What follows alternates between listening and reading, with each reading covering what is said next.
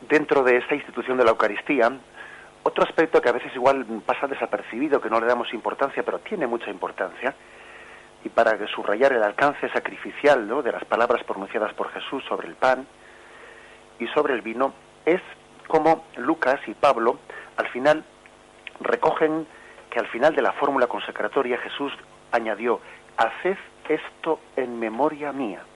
Y esto es muy importante porque es una evocación de la prescripción que existía de comer el Cordero Pascual en recuerdo de la liberación de Egipto.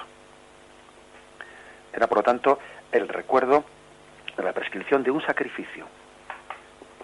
En Éxodo 12:14 decimos: este será un día memorable para vosotros, y lo celebraréis como fiesta en honor de Yahvé, de generación en generación. Decretaréis que sea fiesta para siempre. Haced esto en memoria mía, fijaros. O en Éxodo 13:9-10. En aquel día harás saber a tu hijo: esto es con motivo de lo que hizo conmigo Yahvé cuando salí de Egipto. Y esto te servirá como señal de tu mano y como recordatorio ante tus ojos. Guardarás este precepto año por año, en el tiempo debido. Todo esto nos evoca, nos está recordando ese: haced esto en memoria mía. Igual que a Israel se le había mandado guardar con esmero el recuerdo de la liberación de Egipto, en el que aquel cordero había sido sacrificado y con cuya sangre se había untado en el dintel de las puertas, ¿no?, y era una sangre liberadora. Pues también ahora se le manda a esta iglesia primera, ¿no?, a este nuevo pueblo de Israel, se le llama guardar memoria del sacrificio de Cristo. Haced esto en memoria mía. Hubo un sacrificio de un cordero, de una multitud de corderos, ¿no?, que liberó al pueblo de Israel de la esclavitud de Egipto. Y hay un nuevo sacrificio de un único cordero cuya sangre derramada nos libera del pecado. Y entonces se nos pide: haced esto en memoria mía. Es un recuerdo, un ritual, una memoria, un hacer presente.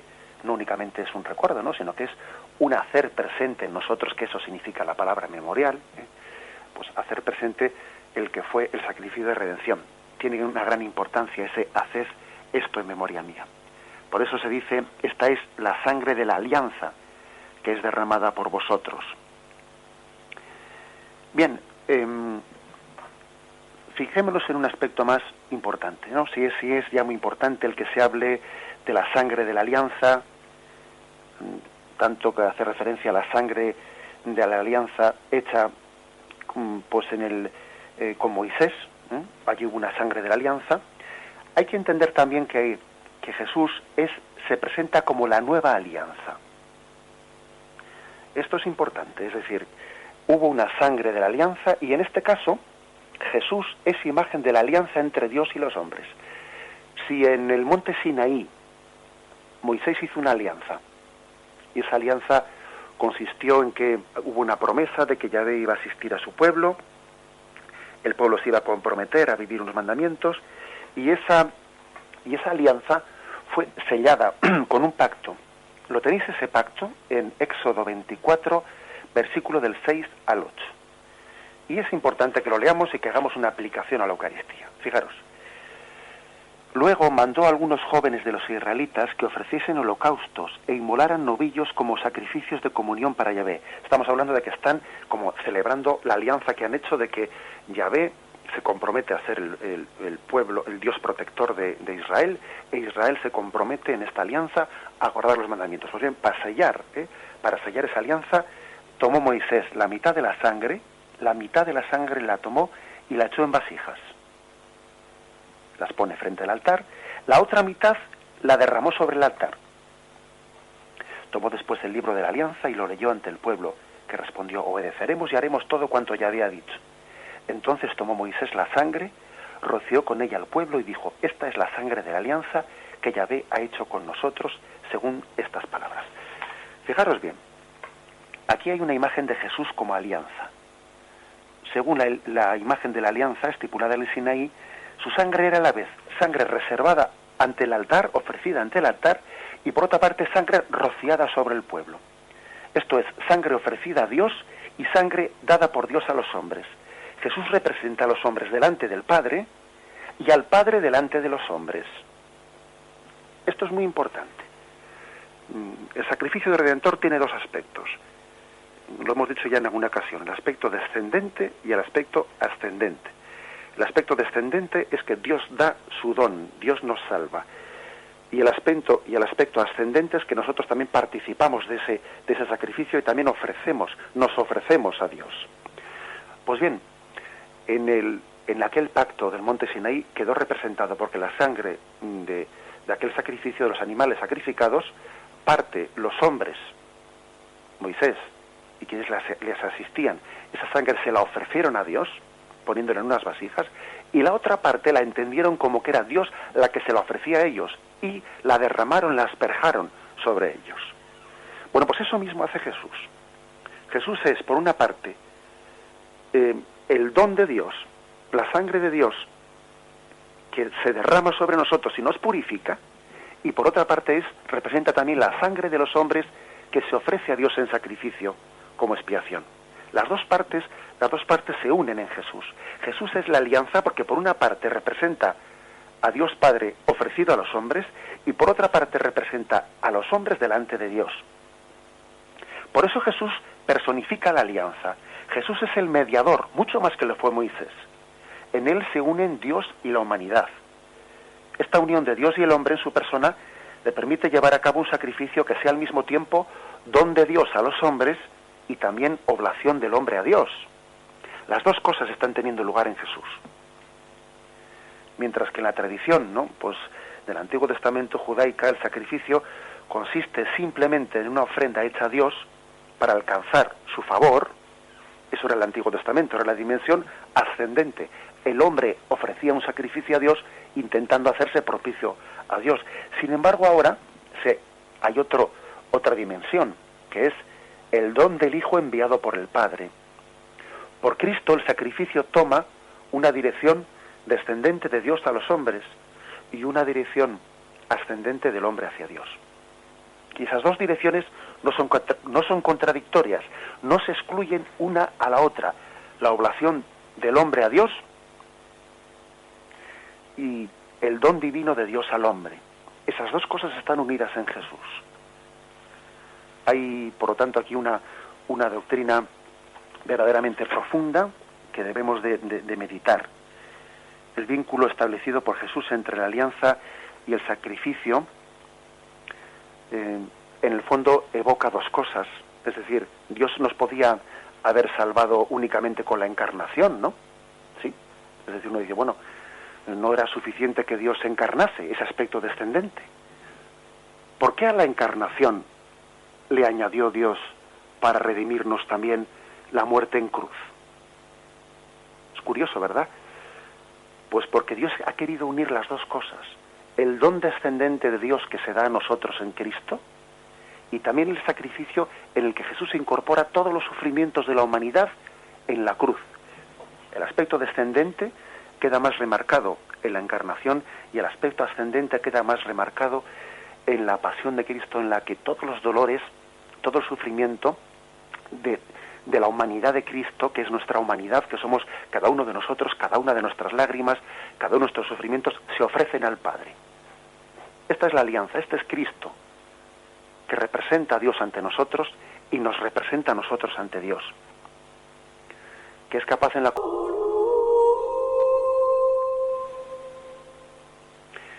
Y bien, para terminar quizás de entender esas palabras de la institución de la Eucaristía, este es mi cuerpo que se entrega por vosotros, esta es mi sangre que se entrega por vosotros, habría que hacer una precisión. Dicen los escrituristas que a veces es complicado traducir del arameo y traducir del hebreo y traducir del griego, que son los idiomas en los que pues se tradujo la revelación, ¿no? Es complicado traducir. Y dicen ellos que la expresión el cuerpo y la sangre, en el fondo casi sería más literal hablar de la carne y la sangre. Cuerpo y sangre, carne y sangre. Bien, son casi sinónimos la palabra cuerpo o carne. ¿Qué quiere decir eso? Pues bueno, pues son dos los términos, ¿no?, que se están traduciendo. El término basar, que hace referencia a la carne, y el término dan, que hace referencia a la sangre. Esos dos términos para entenderlos, pues hay que ver que claramente hacen referencia a lo que eran los sacrificios del Antiguo Testamento. En el sacrificio del Antiguo Testamento la carne se separaba la carne de la sangre. Lógicamente, al sacrificar, de alguna manera se hacía que la sangre del cordero o del animal sacrificado saliese por sus venas, se recogía en vasijas. La carne bien era bien comida o bien quemada, dependiendo del tipo de sacrificio que fuese, y con la sangre se rociaba el altar o se rociaba el pueblo. Eso era un poco la forma en la que se realizaban los sacrificios del Antiguo Testamento. El significado profundo, pues hay que decir que la palabra carne y sangre a veces la podemos encontrar en la Sagrada Escritura haciendo referencia a lo débil del hombre. Bien, pero no es este nuestro caso. Por ejemplo, en el texto ese en el que San Mateo pues ha sido capaz, San Mateo, en el Evangelio de San Mateo, San Pedro, ¿no?, ha sido capaz de hacer la confesión de fe de que tú eres el Mesías, el Cristo, tú eres el Hijo de Dios. Jesús le dice: bienaventurado tú, Simón, hijo de Jonás, porque eso no te lo ha revelado ni la carne ni la sangre. En ese caso, la carne y la sangre se refiere a la debilidad tuya. Es decir, carne y sangre a veces es el sentido de la debilidad del hombre. No te lo ha revelado la carne y la sangre, sino que te lo ha revelado Dios. Bien, eso hay distintos pasajes en los que el término carne y sangre se refiere a eso. Pero el caso que a nosotros nos compete, el caso de la carne y la sangre tal y como se entienden en la institución de la Eucaristía, tienen el sentido, pues yo creo que claramente referido a los sacrificios del Antiguo Testamento. El pueblo de Israel una y otra vez estaba ofreciendo la carne y la sangre de los animales irracionales, y precisamente en la propia repetición de esos sacrificios pues estaba con ello dejando las claras de que no eran efectivos, porque si ofreciendo la carne y la sangre de los machos cabríos o de los toros, pues si aquello tuviese un valor purificatorio, si nos fuese verdaderamente pues redimido de los pecados, pues no hubiese hecho falta continuar ofreciendo sacrificios, ¿no? La carta de los Hebreos dice que la forma reiterativa en la que se producían los sacrificios del Antiguo Testamento dejaba las claras que eran ineficaces. Pero, sin embargo, Cristo ofreció su carne y su sangre una sola vez, lo cual también testimonia que en una sola ofrenda hemos sido purificados. Nosotros, fijaros, cuando celebramos la Eucaristía, no estamos volviendo a repetir el sacrificio de Cristo en el Calvario, que fue único e irrepetible, sino que lo estamos sacramentalmente actualizando, porque quedamos redimidos, quedamos purificados de una vez para siempre de aquel sacrificio redentor de Jesucristo. Este es, por lo tanto, el sentido verdadero de la palabra carne y sangre. Sencillamente es la referencia que en el Antiguo Testamento se separaba la carne y la sangre. Y uno dice, bueno, pues nos puede parecer raro a nosotros, ¿y por qué remarcan la palabra carne y sangre? No valía decir, este soy yo el que me entrego por vosotros. Sí, podría haber valido, pero Jesús quería expresarlo de una forma en la que quedase clara a aquellos que estaban escuchando que Él se constituía en el verdadero sacrificio ofrecido a Dios, y que los sacrificios del Antiguo Testamento habían sido ineficaces.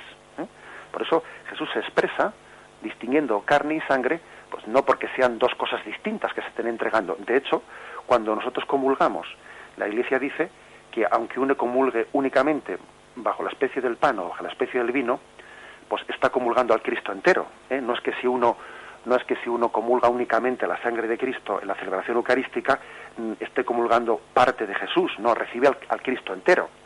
Y si recibe únicamente el cuerpo de Cristo, no el cáliz, como suele ser lo más frecuente, ¿no?, pues también está recibiendo a Cristo entero, no una parte del cuerpo de Cristo, no el cuerpo de Cristo y no la sangre. Entendamos, el hecho de que Jesús se expresase de estas formas es porque quería venir en cumplimiento, quería venir a dar a entender que Él estaba entroncando con todo el deseo que había existido en el Antiguo Testamento de purificación a través de un sacrificio, deseo impetratorio, pero ineficaz por sí mismo, porque la sangre y la carne de unos animales irracionales no tenían esa capacidad purificativa, porque era de alguna manera un don ascendente, pero no era un don descendente de Dios a nosotros.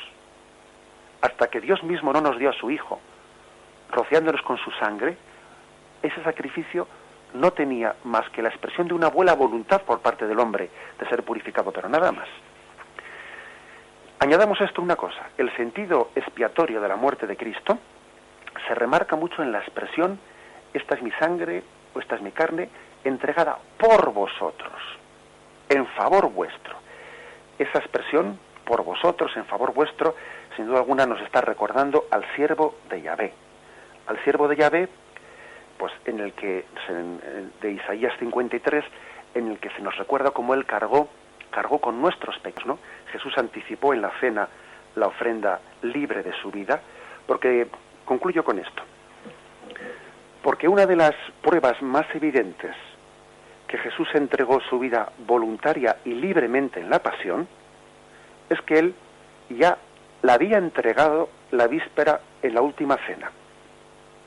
Si alguien tuviese alguna duda de que esas palabras de San Juan, a mí nadie me quita la vida, sino que soy yo el que la entrega voluntariamente, son ciertas y son palabras de Jesús y no son invención de ningún escriturista o de ningún evangelista, la mejor prueba es que el mismo Jesús, él anticipó sacramentalmente su entrega a la condena de Pilato, a la condena del Sanedrín. Jesús entregaba su vida antes de que los hombres se la quitasen, se la arrebatasen.